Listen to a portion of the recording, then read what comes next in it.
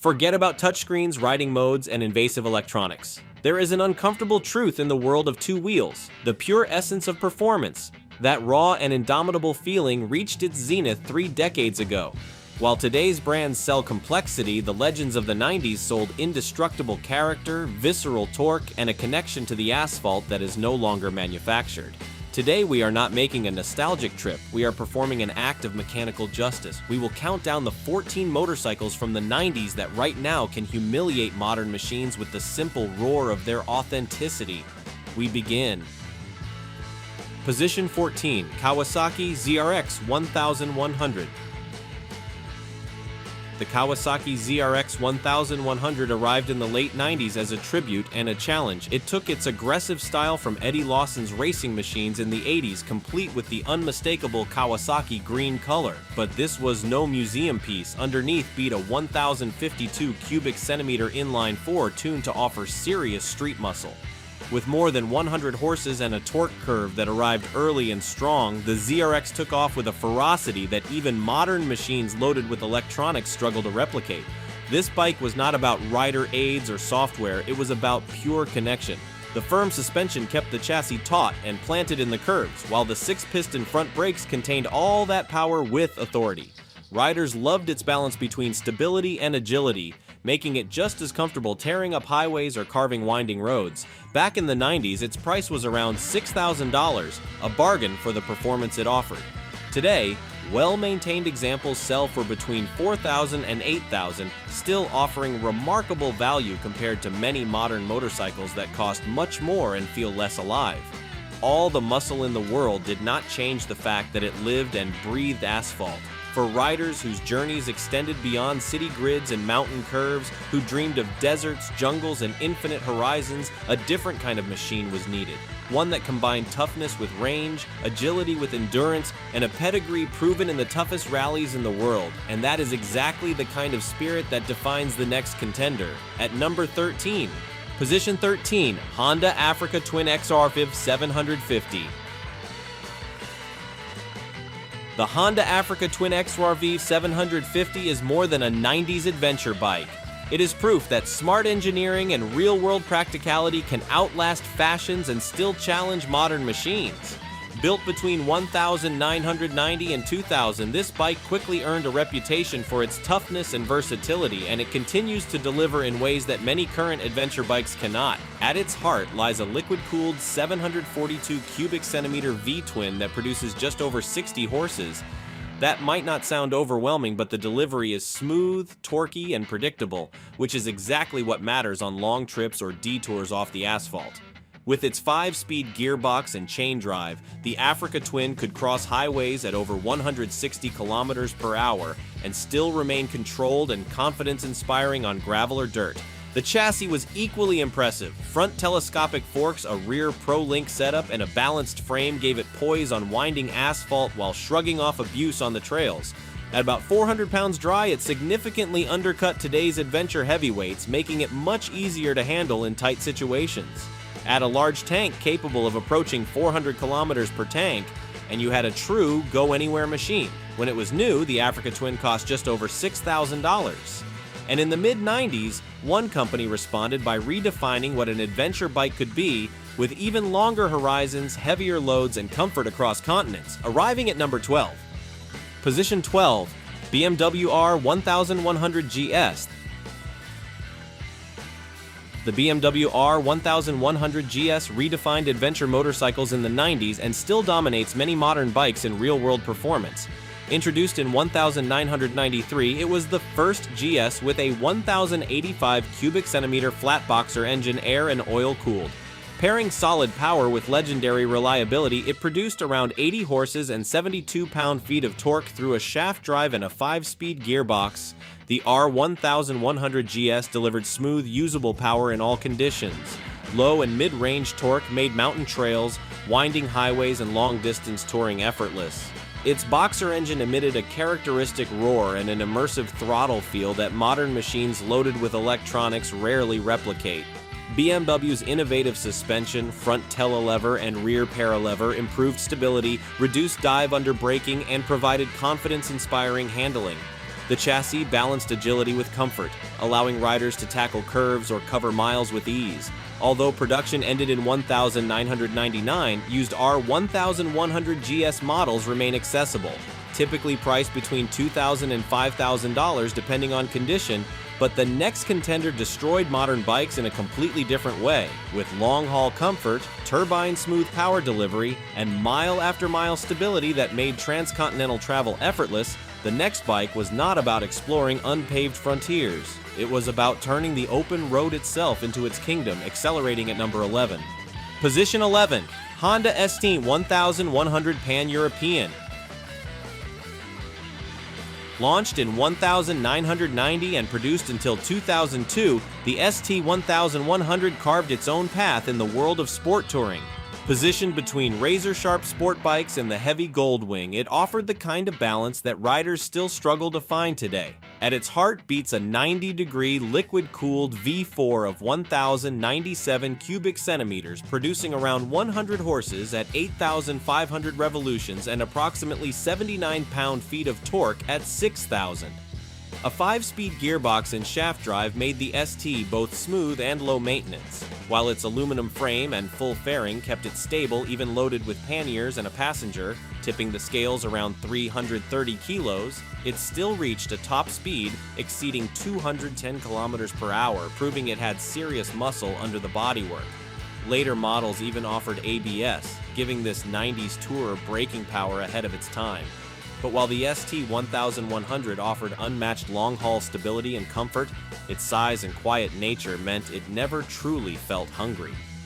Riders who wanted sharper edges on a bike that fought back against the road were left searching.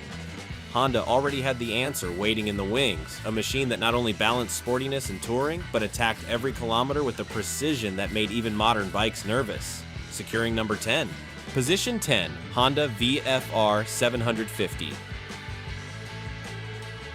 If the ST 1100 showed how Honda could master long-distance comfort, the VFR 750 proved they could blend sportiness and touring into a single legend. Built from 1990 to 1997, the RC36 became a benchmark for what a sport tourer should be, and many argue it still destroys so-called modern improvements. Power comes from a 90-degree liquid-cooled V4 of 748 cubic centimeters, making around 105 horses at 10,000 revolutions and approximately 53 pound-feet of torque at 8,000. A 6-speed gearbox and chain drive keep it engaging, while the aluminum twin-spar frame and single-sided swing arm gave it sharp handling and unmistakable style. Weighing near 210 kilos dry, the VFR remained agile without losing stability, and its top speed around 230 kilometers per hour was fearsome for its time. What set the VFR apart was not just performance.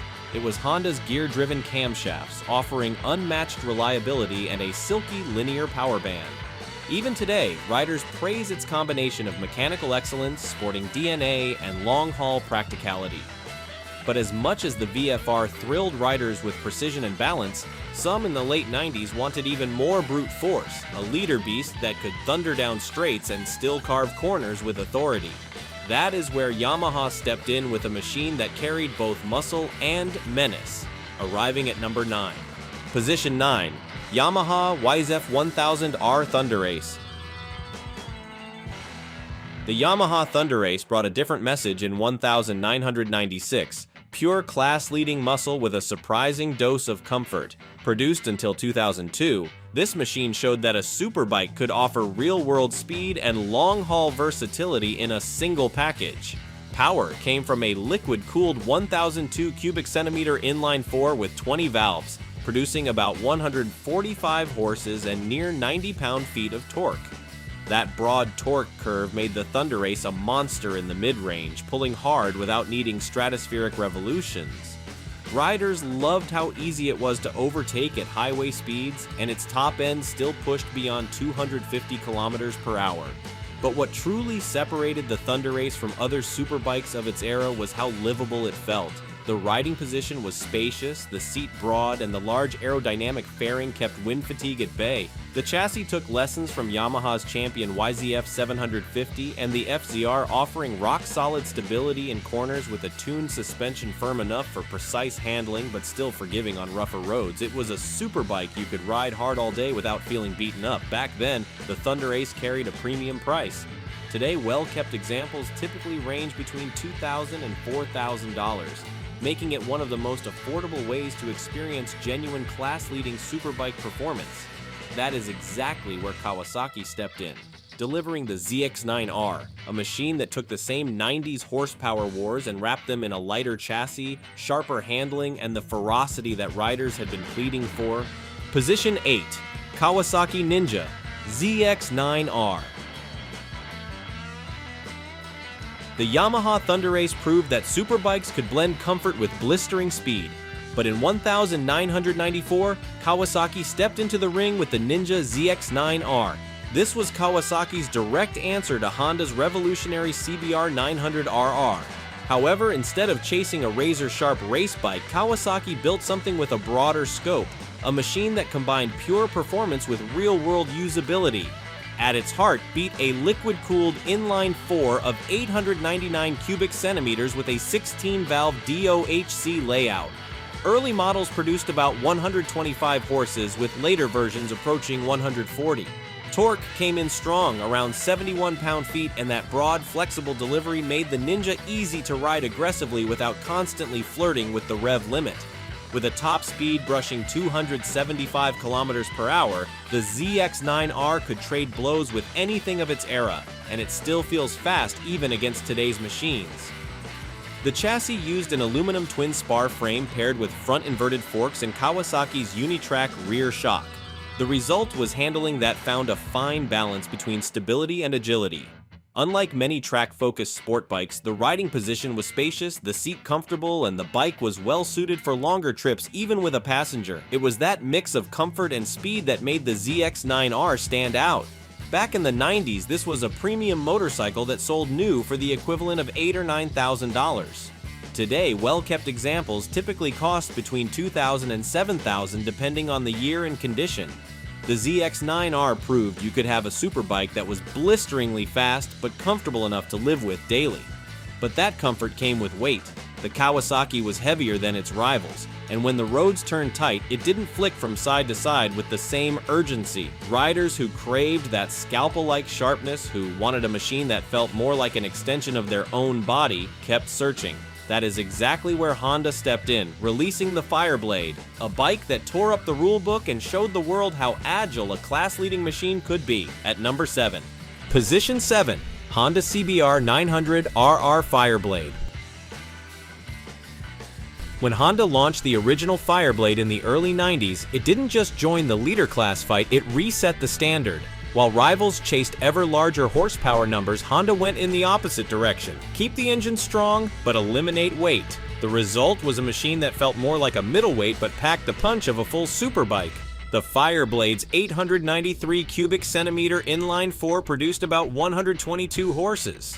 But the true story was its astonishingly light frame at just under 200 kilos dry. That figure left riders smiling because it translated into razor-sharp cornering, instant transitions, and a bike that felt alive on both back roads and the track. And that is exactly what the next bike did, offering a machine that made 90s engineering feel impossibly modern. Taking the 4th position, number 6. Position 6.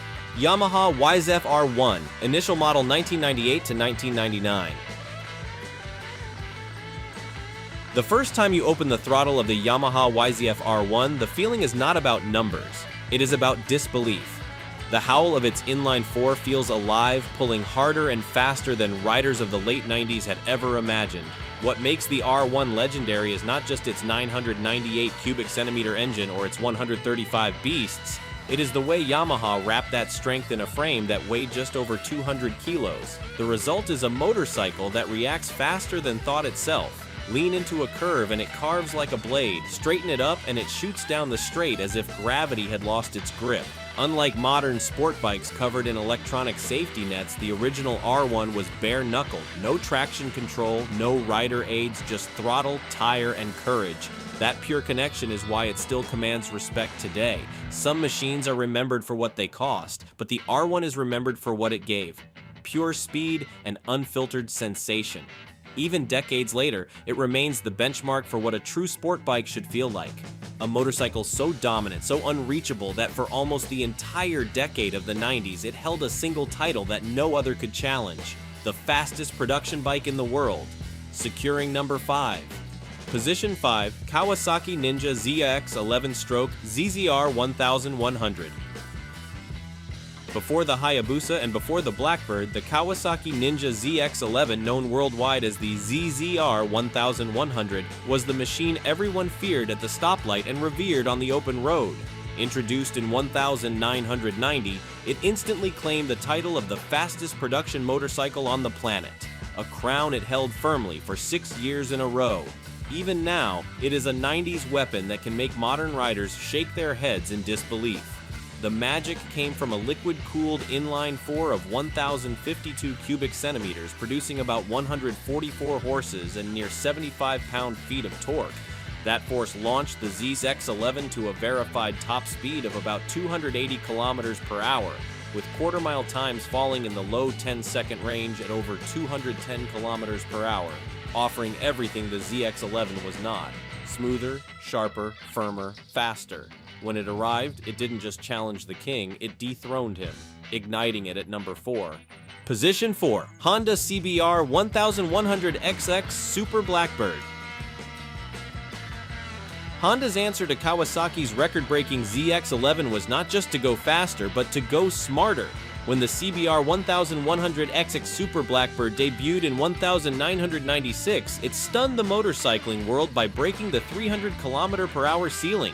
More than mere speed, however, this machine offered a riding experience that felt polished and calculated in a way that few rivals could match. Its inline-4 of 1,137 cubic centimeters produced about 164 horses. But the way that power arrived was the real magic. The Blackbird delivered a thrust that felt similar to a turbine, steady, fluid, and relentless. Honda's use of dual counterbalancers eliminated harsh vibrations, leaving the rider with a ride so composed it almost disguised the ferocity beneath. Combine that with bodywork molded in a wind tunnel and a chassis that felt lighter than expected, and the Super Blackbird became both a supersonic bullet and an all-day mile-eater. By 1999, fuel injection and a ram air intake system refined the engine even further, smoothing out the bumps in the mid-range and sharpening throttle response. Motorcycling had never seen such overwhelming supremacy and arguably has not seen it since. The legend at the top, number 3. Position 3, Suzuki GSX-R 1100, slab-side model or later. While Honda and Kawasaki fought the hyperbike war, Suzuki kept the flame of pure racing rage alive on the street with the GSX-R 1100. This was not a top-speed bike, it was a circuit weapon with lights, a statement of intent that prioritized aggression, lightness, and a visceral connection above all else. The early slab-side models of the mid-80s laid the foundation, but it was with the evolutions of the 90s with their more rounded fairings and more refined engines that the GSX-R 1100 consolidated itself as the archetype of the raw sport bike. Its engine of 1,074 cubic centimeters, initially air and oil-cooled and later liquid-cooled, was a high-revving beast that delivered its power around 140 horses with a sharp peak and a fury that demanded commitment. But while the Japanese perfected the formula of power and lightness, something different was brewing in Italy. Something that didn't just compete, but completely changed the idea of how a sport motorcycle should look, sound, and feel. A work of art on wheels that raised the aesthetic and emotional bar forever. This brings us to number 2. Position 2, Ducati 916. The Ducati 916 was not designed to win a spec war. It was designed to win souls. Presented in 1994, it not only destroyed its rivals on the tracks, dominating the World Superbike Championship, but it also rewrote the motorcycle design rulebook. Every line, every curve, every detail was a statement of aesthetic and functional intent. The 90-degree L-twin engine of 956 cubic centimeters with its guttural vacuum sound and its explosive torque delivery was a heart of pure character. But the chassis, with its iconic single-sided swing arm and its sculptural low and wide silhouette, was a revolution. Riding a 916 was not just about going fast, it was a total sensory experience. The riding position was one of total commitment, the seat thin, the engine vibrating with life right beneath you. It was demanding, hot, and impractical, and it was absolutely perfect. It proved that performance was not measured only in horsepower or lap times, but in the pure emotion it could transmit. While the 916 reigned in the corners, an unanswered question raged on the long straights. What is the final limit? How far can a production motorcycle go? A single company dared not only to ask it, but to answer it with a machine so overwhelming that it ended the race for top speed forever. The legend at number 1. Position 1, Suzuki GSX 1300R Hayabusa, original model 1999 to 2000. When Suzuki unveiled the GSX 1300R Hayabusa in 1999, it was a declaration of war against everything that came before. Designed under the mantra of the ultimate sport bike, this machine combined unprecedented power, precision engineering, and aerodynamics that cheated the wind in a package that redefined what a production motorcycle could achieve. Decades later, it remains a force that can still leave many modern machines behind. At its core, the Hayabusa houses an inline-4 engine of 1,300 cubic centimeters that generates about 172 horses and a wide, manageable torque curve. This engine launches the bike beyond 300 kilometers per hour, with quarter-mile times falling below 10 seconds. A performance that stunned the motorcycle world in its day and continues to impress. Its aluminum twin-spar frame, inspired by samurai armor, cuts through the air effortlessly, keeping the chassis stable and the rider planted even when pushing limits that most modern bikes shy away from. The GSX 1300R Hayabusa is more than a superbike. It is the ultimate expression of the 90s pursuit of speed, stability, and bold engineering. For anyone seeking proof that the decade produced machines capable of continuing to destroy modern bikes, the Hayabusa stands alone at the top. It closed the decade by ending the speed wars, and even today it stands as proof of what the 90s gave us. Motorcycles that still make modern machines tremble. And with the Peregrine Falcon closing this countdown, one thing remains clear. The 90s were not a decade. They were a statement of principles. They were the final roar of analog mechanics, of honest torque, and of machines that asked to be ridden, not programmed. If you are lucky enough to keep one of these legends in your garage, take care of it. It is not a relic. It is a reminder that what is truly good, what leaves a scar on the soul, never goes out of style.